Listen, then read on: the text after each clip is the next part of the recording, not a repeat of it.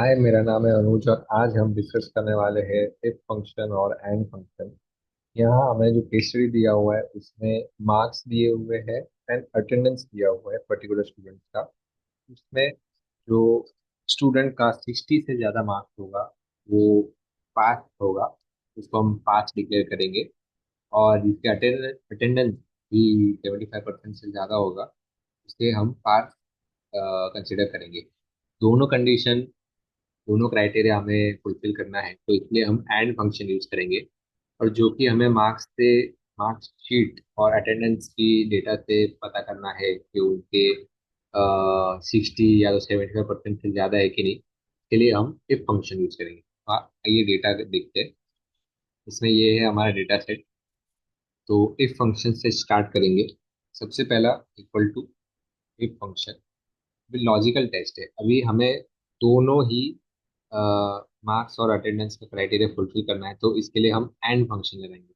हम पहले ऐसा भी कर सकते हैं कि जो हमारा मार्क्स है, मार्क्स हमें 60 से ज़्यादा चाहिए। मार्क्स वाले सेल पे हम क्लिक करेंगे, more than equal to 60, comma, और फिर इफ ट्रू इफ फॉल्स, तो इसमें हम नेचुरली पास लिखेंगे।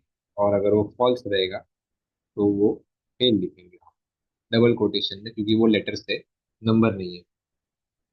तो ये सिर्फ एक ही क्राइटेरिया फुलफिल करता है, यहाँ वाला।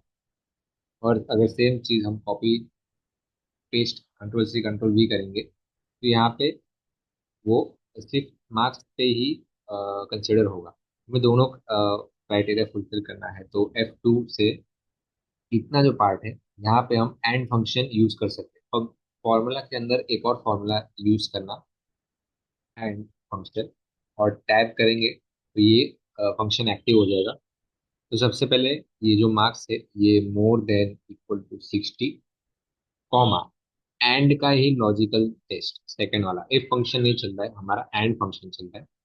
तो सेकंड हमारा कंडीशन होगा ये कि अटेंडेंस जो 76 है मोर देन इक्वल टू 75, 75% सब परसेंट में ही है, तो उसमें हमें कुछ ऐड ऑन करने का जरूरत नहीं।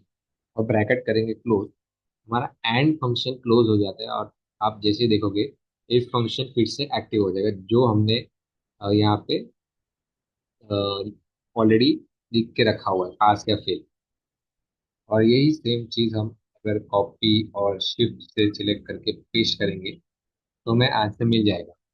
इसमें अगर देखोगे मार्क्स भले ही ज़्यादा है बट अटेंडेंस कम है, तो इसलिए हमने वो कैंडिडेट को, वो स्टूडेंट को फेल कंसिडर किया है। तो ये सिर्फ एक एग्जांपल है जिसमें हमने इफ फंक्शन और एंड फंक्शन के यूज साथ ही में किए हुए हैं। तो यहाँ पे हमने सीखा इफ फंक्शन और एंड फंक्शन।